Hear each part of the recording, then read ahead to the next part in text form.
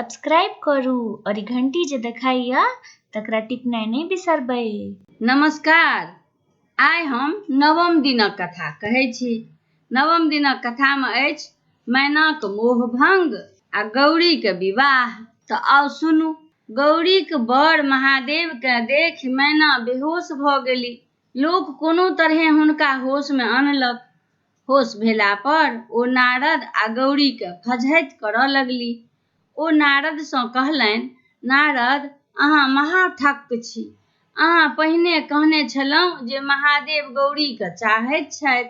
फेर कहल जे गौरी हुनकर तपस्या करथ, सेवा करथ आ कठिनसँ कठिन व्रत तपस्या करथ तखन महादेवक संग विवाह हेतनि। एहिमे जे हमर बेटीक अपमान भेल से संसार जनलक। हम कतहु मुँह देखाबै योग्य नहि रहलहुँ। हम कतऽ जाउ, की करू, किछु नहि फुराइत अछि। हम जीवितहि मरि गेलहुँ। हमर घर चौपट भऽ गेल। अनकर की गेलै? हमर मनक सब मनोरथ मनहि रहि गेल। कहाँ छथि ओ सप्तर्षि आ ओ स्त्री जे आयल रहथिन हुनका संगमे, जे महादेवक एते वर्णन केलखिन? हुनका पबितहुँ तऽ एखन झोंट धऽ कऽ हुनका घिसियेबतियनि। एखन यदि ओ सब गोटा हमरा भेट जाउथ तऽ सभक हम मोछ दाढ़ी नोचि लेबनि। ओ स्त्री तऽ बड्ड ठक्किन निकलल। एह, की कहू। गौरीसँ कहल, हम अनका की कहियौ? हमर तऽ अपने घर बिगड़ल अछि। सब नाच तऽ हमर बेटियेके कारण भेल छै। ओ तऽ सोन बेच कऽ माटि किनलक, सूर्यक प्रकाश छोड़ि भगजोगनीमे रहल चाहलक। एहन सुन्दर शक्तिशाली देवता सबके छोड़ि महादेवक तपस्या केलक। गै गौरी, तोरा आ तोहर तपस्याके धिक्कार छौ।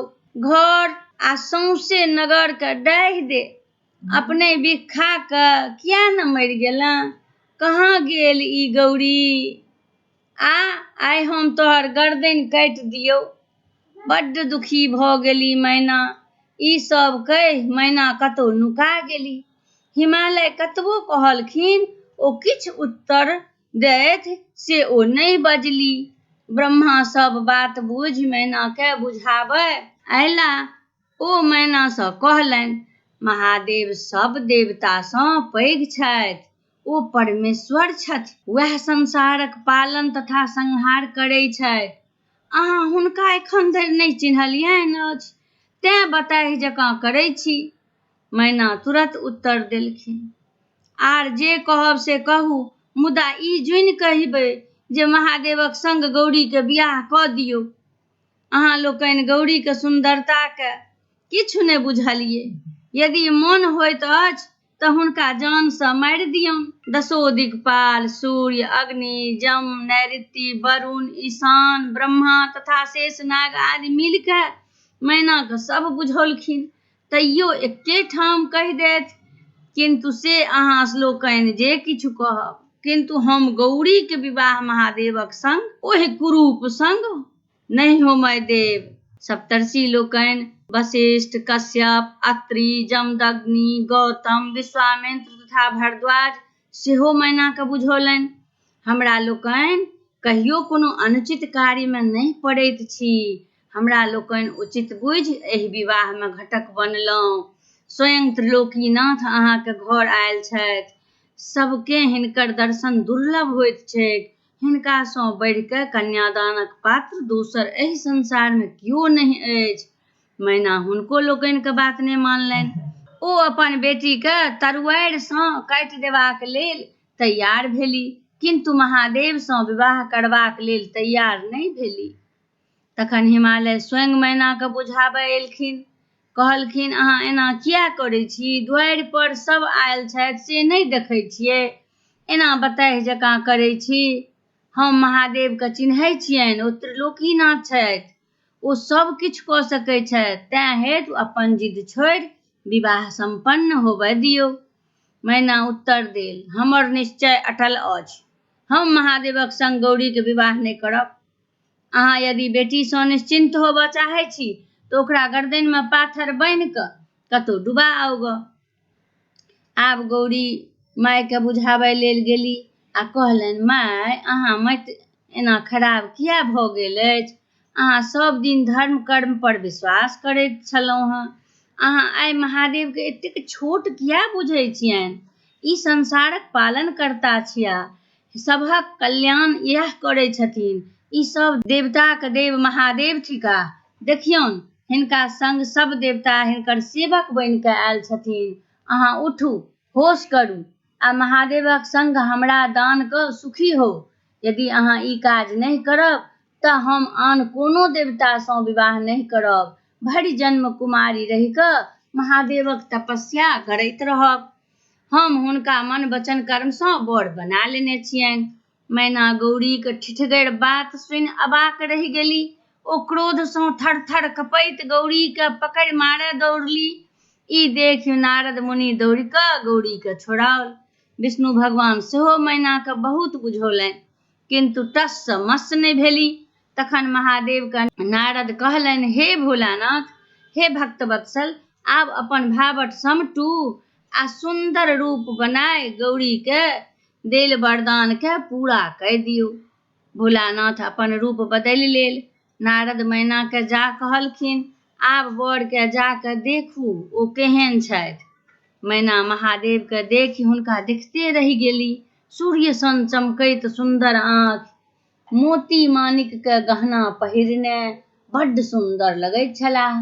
सूर्य हुनका छत्र ओढ़ौने, चंद्रमा चमर डुलबैत, आठों सिद्धि नचैत, गंगा यमुना पाछूमे चामर धैने, ब्रह्मा विष्णु इंद्र तथा ऋषि हुनकर आगू पाछूमे जय जयकार करैत, गंधर्व तथा अप्सरा सब नचैत गबैत तथा महादेवक गान सब झालि मृदंग बजबैत झूमैत नाना प्रकारक गाजा बाजा बजबैत छल। एहि समयक महादेवक शोभा अवर्णनीय छल। महादेवके एहि रूपमे देखि मैनाके आश्चर्य लागि गेलनि। आब मैनाके होश भेलनि।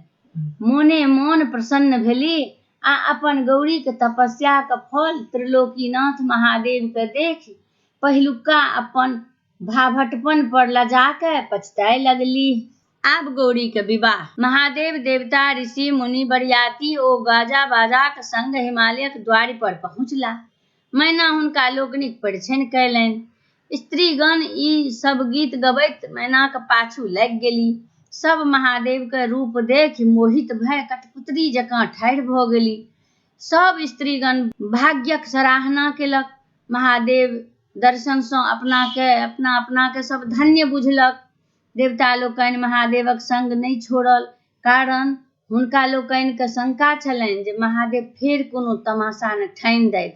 मैना झट बरक परिछनि कऽ लऽ अनलनि। हुनको शंका छलनि जे देवता लोकनि किछु हँसी ठट्ठा न कऽ दैथ। बरके मड़बा पर आनल गेल। हिमालय हुनकर पूजा कयल, ओठंगर कुटल गेल। महादेव कोबरा घरसँ गौरीके हाथ पकड़ि कऽ लऽ अनलनि। ब्रह्मा सब काजमे तत्पर छलाह। बरके रेशमी धोती, फूल तथा सोनाक माला पहिराओल गेल। बर कन्याके आमक पल्लव केर कंगन बान्हल गेल। ऋषि लोकनि मंत्रोच्चारण कऽ विवाह संपन्न कयलनि। हिमालय कन्यादान संपन्न केल। गौरी शंकर वेदी पर गेलाह। अग्निक आवाहन कऽ हवन कयल गेल। विवाहक सब विधि संपन्न भऽ गेल। ऋषि लोकनि बर कन्याके आशीर्वाद देलखिन।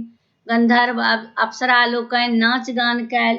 देवता लोकनि कहल, हे महादेव, अहाँ जगत पिता छी आ गौरी जगत माता भेली।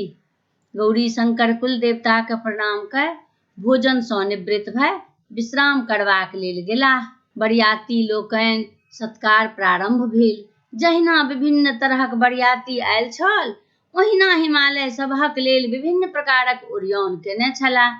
जतय साक्षात अन्नपूर्णाक जन्म भेल छनि, ततय कोन वस्तुक कमी भऽ सकैत अछि। बरियाती लोकनि प्रसन्न भऽ हिमालयके धन्यवाद दैत विदा भेलाह आ कहलनि, अहाँ धन्य छी हिमालय। आब हमरा लोकनिके तारकासुरसँ त्राण पयबाक बाट खूजल। हिमालय कर जोड़ने ठाढ़ छलाह। मैना अपन अज्ञानताक लेल देवता ओ ऋषि सबसँ क्षमा मांगल।